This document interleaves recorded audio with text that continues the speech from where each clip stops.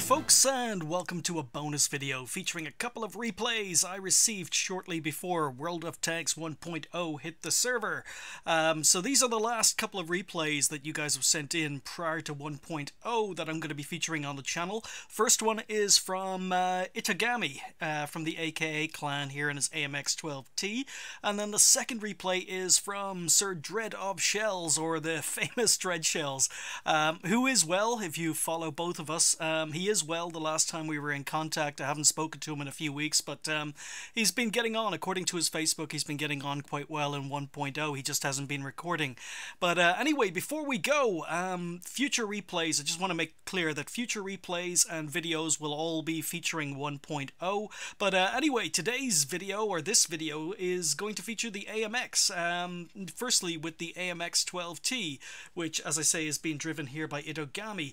Now, this is a paper tank, and I don't mean that in based on its armor, which it doesn't have any because it's French, but it's a French light tank. But it's a paper tank in that it was never developed. It never made it to prototype. It was one of a number of planned designs by the Atelier de Construction d'ici de Molyneux, or AMX for short, thankfully. So it was developed shortly after World War II in 1946. You see, in 1946 the French decided that their future of tank warfare was going to be light, mobile, but have firepower, and that they basically asked for designs of tanks to that met those criteria. So this one was designed in 1946, although it never made it past the paper stage, or the planning stage. But essentially the French wanted a tank that could be airlifted and used for rapid deployment. Now, as I say, the 12T was one of those designs because it was a 12-ton tank, but it was rejected in favor of the AMX 13, a 13-ton tank.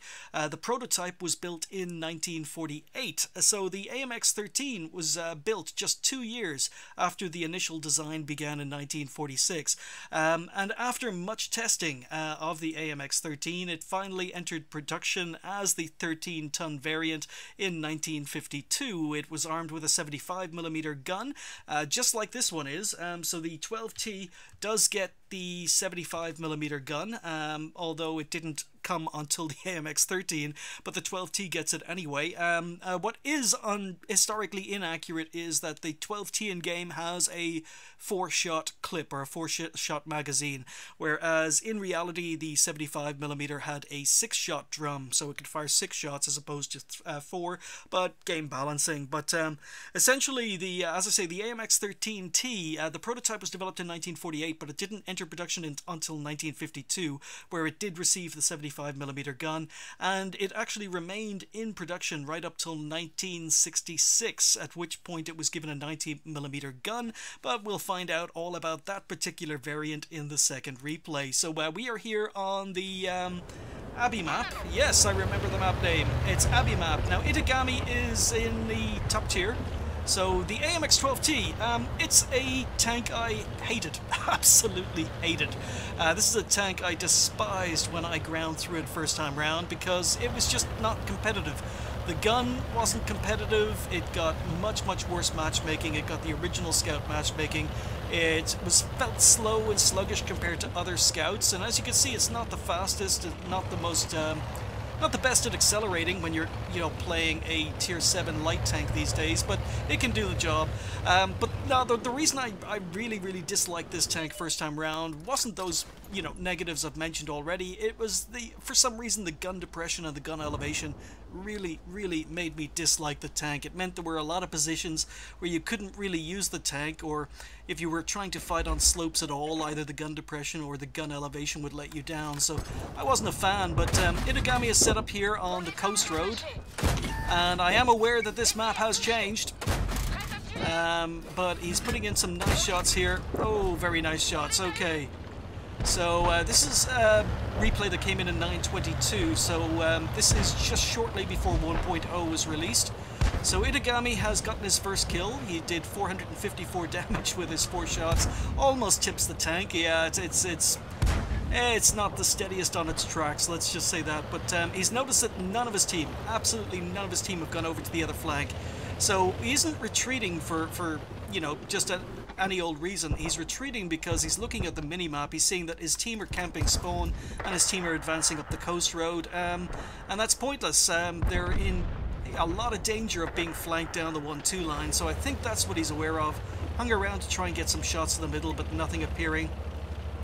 So a lot of TDs, a lot of light tanks, and a couple of medium tanks camping spawn.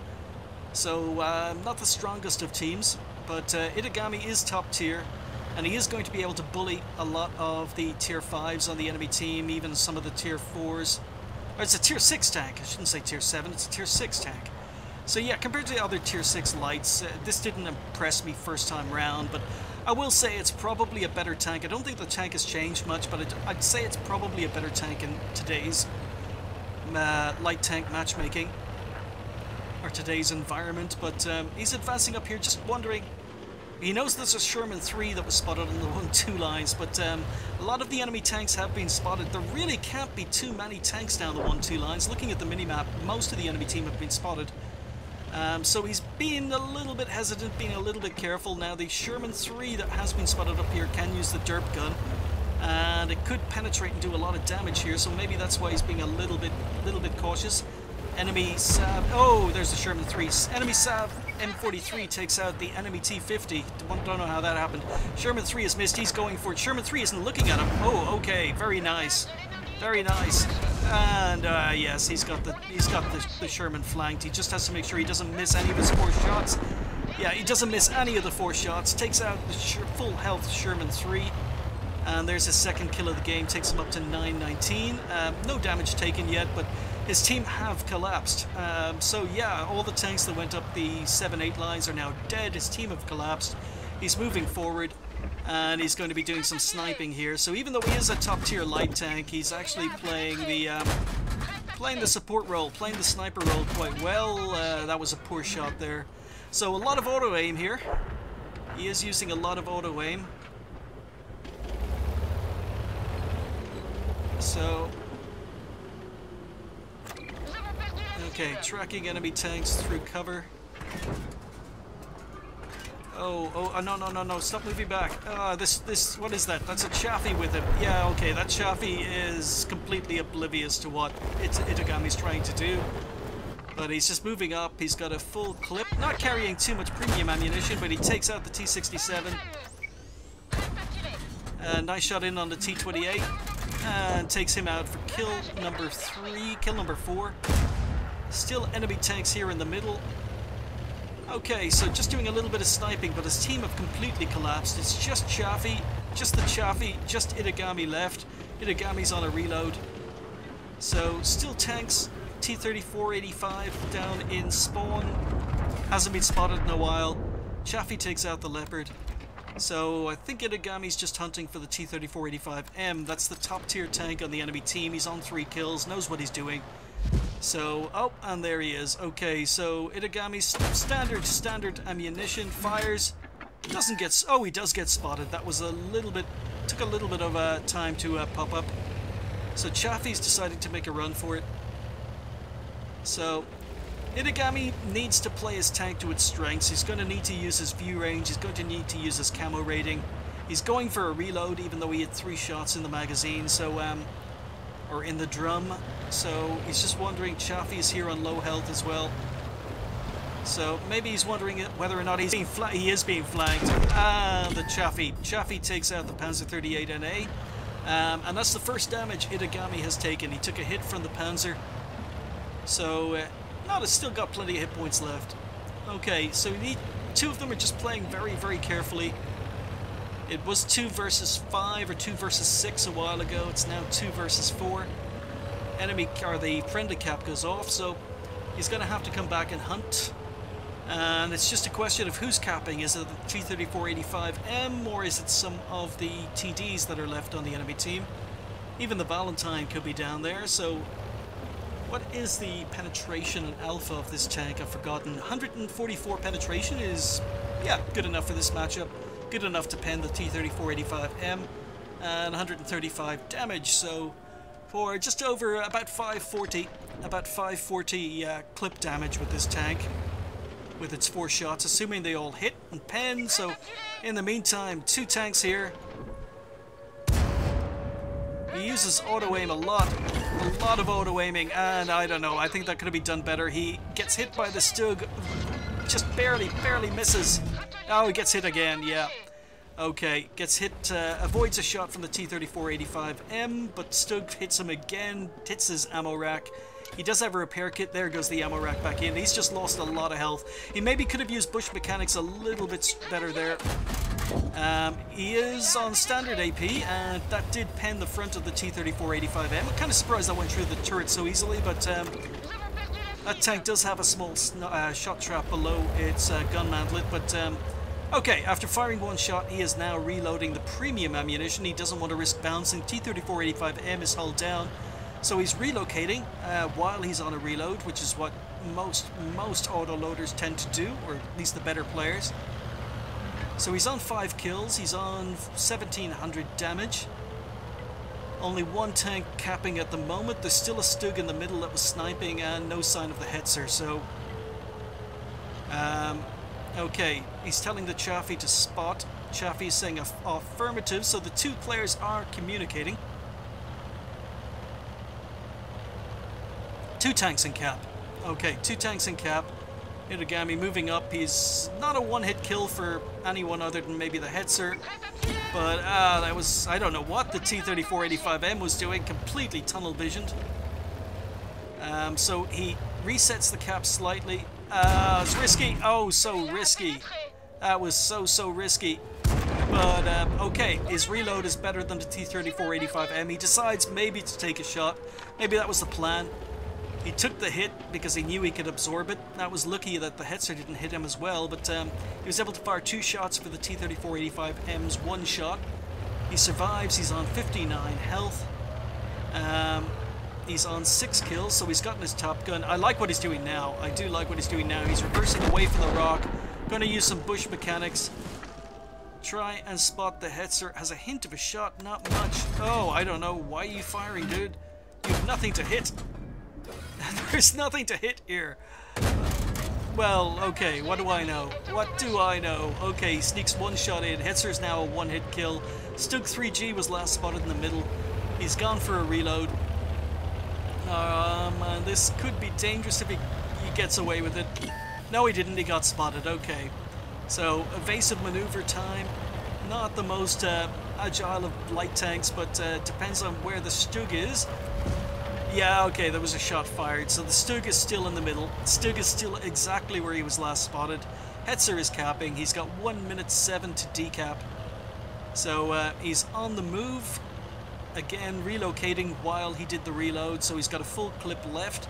Has switched to premium ammunition. So he's playing this carefully, playing his tank to its strengths. Took a couple of risks, but got away with it, but he's going to try and use his view range and camo rating again, the best strengths he has on this tank, especially his top tier. So 2 TDs left. He's just edging up, going to let his binocs and camo net kick in, see if he can spot the Hetzer and spawn, but the Hetzer's got pretty good camo. So, okay, not spotting, but he does spot the Stug 3G. Okay, so Stug 3G. Oh, nice shot there. Well predicted. Stug is stopping to turn this direction. And that one didn't hit. This is dangerous in case the Stug blind fires where he was last seen from. But Stug is trying to get into cover. Finds an outline. Takes him out. Okay. Oh, and Hetzer has just appeared. Alright, Hetzer has just appeared. 2 seconds left. 1 second left. Oh, wow. And that is a kill and a reset in the last second, just as the Hetzer was able to cap. He was taken out by Ittogami for his 8th kill, AMX 12T action here on Abbey. And that was a very impressive end to the game and a very impressive battle results screen. He picked up an ace tanker for that game. He also picked up a Radley Walters defender. Picked up high caliber and the automatic top gun. Now he was top tier, but he played his tank to its strengths. Got away with a couple of things, but I think it was a well played game. Very well played game. So 2,470 damage. Not bad, especially as he is top tier, or was top tier. Very good. Why am I saying not bad?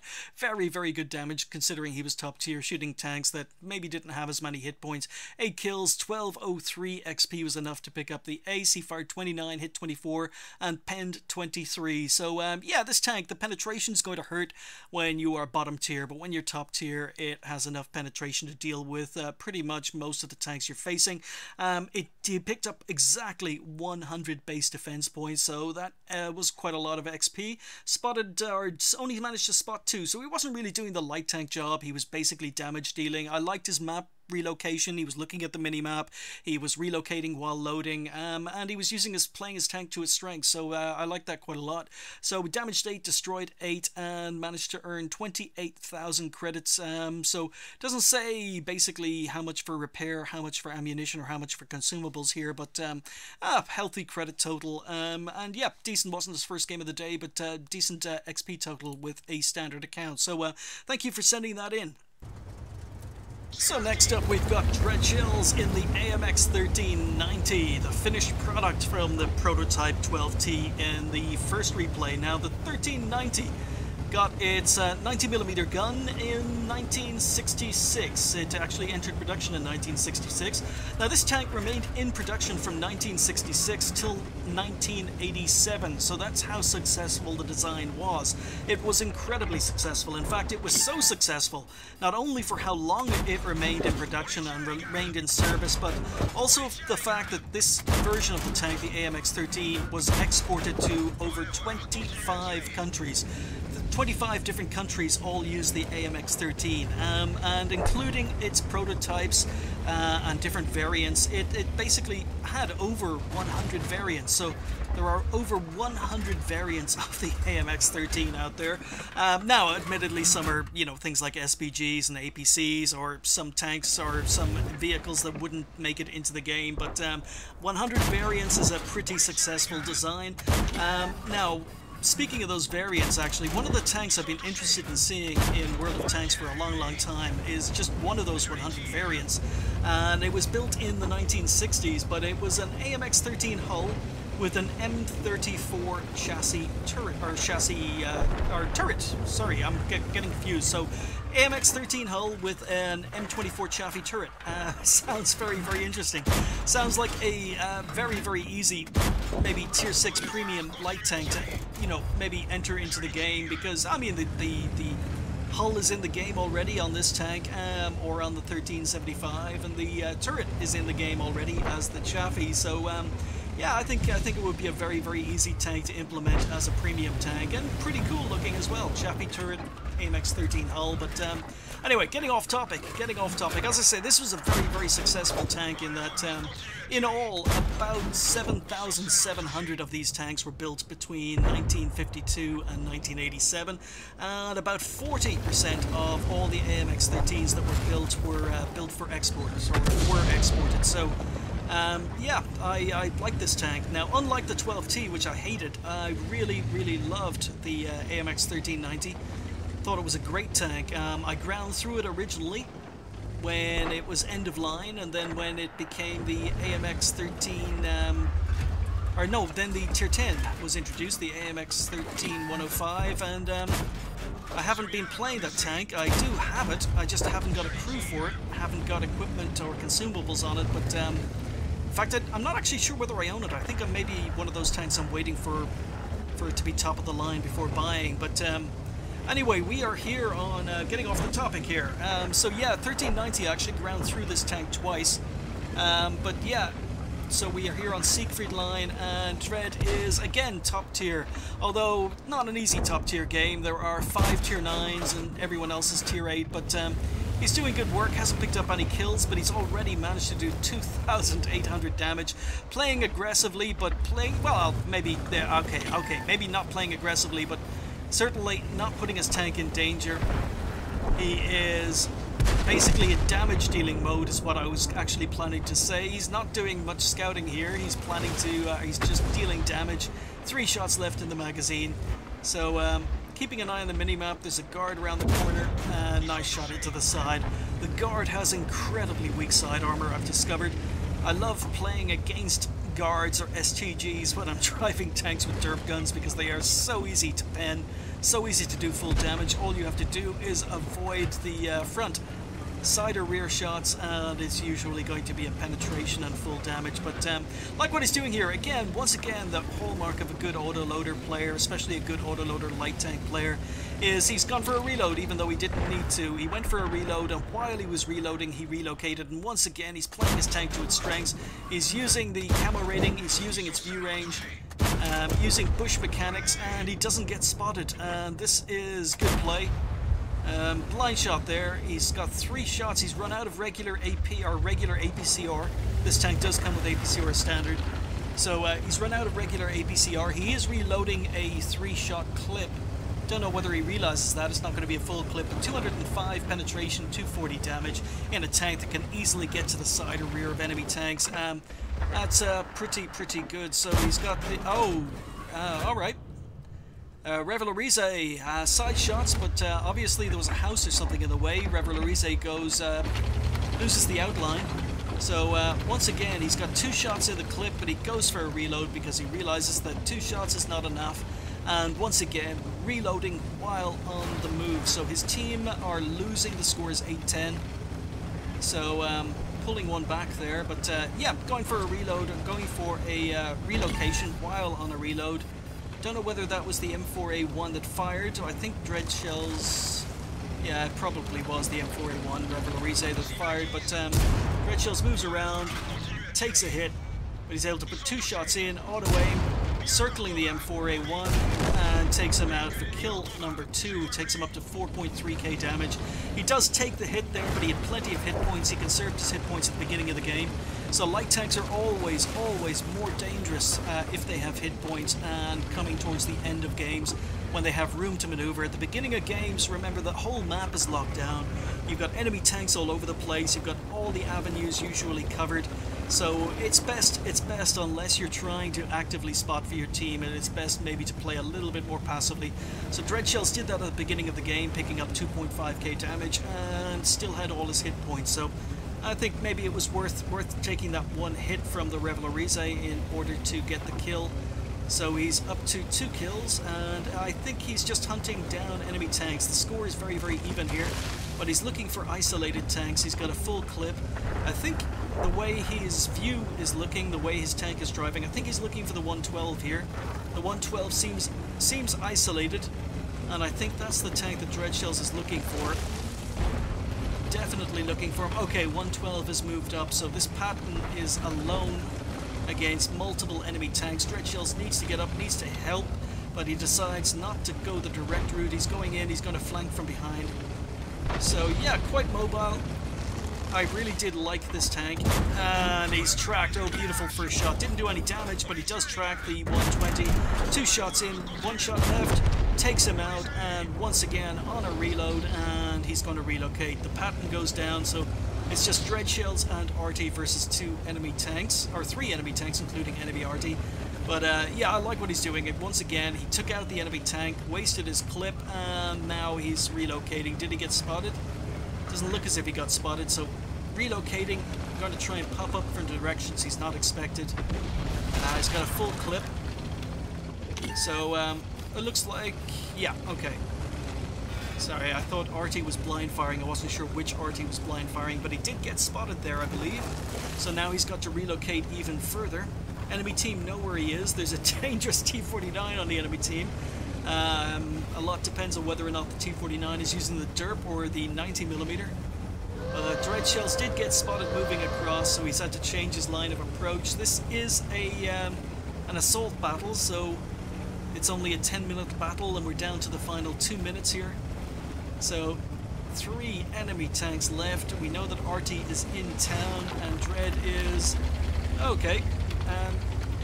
I don't know, this is shortly before 1.0 was released. I thought maybe with years of playing he would have known that pillar was there, but we're not perfect. No one is perfect, especially not me. Alright, so he does spot RT. And a snapshot. I have no idea where that went. That actually looked... I saw it impacting behind the enemy tank, but that did look like a ghost shell. So he's going for the kill. Pops up to... Oh, there's a 112 around here. So he's got 820 hit points. He can take the hit. So one shot in, going for the lower glacis, and takes out the 112. Does take a hit, takes him down to 461. And again, it all depends on the T49 and what gun the T49 is using. So once again, relocating, and while he's on a reload, but here comes the T49. T49 is using a derp gun, but Dread is on a reload. Oh, this is so close. Alright, is he going to be able to fire off all his shots before the derp gun can reload? Takes another shot. One more. No, he's going to need a fourth. And he takes him out. I don't know. T49 may have been ammo racked, or maybe he just had a bad crew with a long reload, but Dread takes him out for kill number 6. 6,400 damage, so he gets his top gun in the end. Very, very close. Wasn't sure who was going to reload first, the T49 or the AMX 1390, but maybe Dread knew. Maybe he knew he had the reload beaten, but anyway, very, very good game from a guy who is sorely, sorely missed on YouTube. So it's fitting that the final game I'm showing on the channel, unless you guys want an Is It Worth It tomorrow, is from Dreadshells in 9.22 in the AMX 1390, doing what he does best, which is driving light tanks.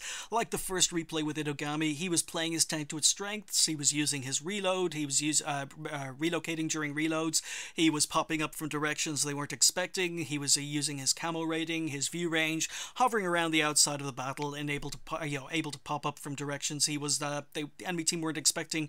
He ended up picking up an ace for that game. Not surprising, as any of Dread's games ever not aces.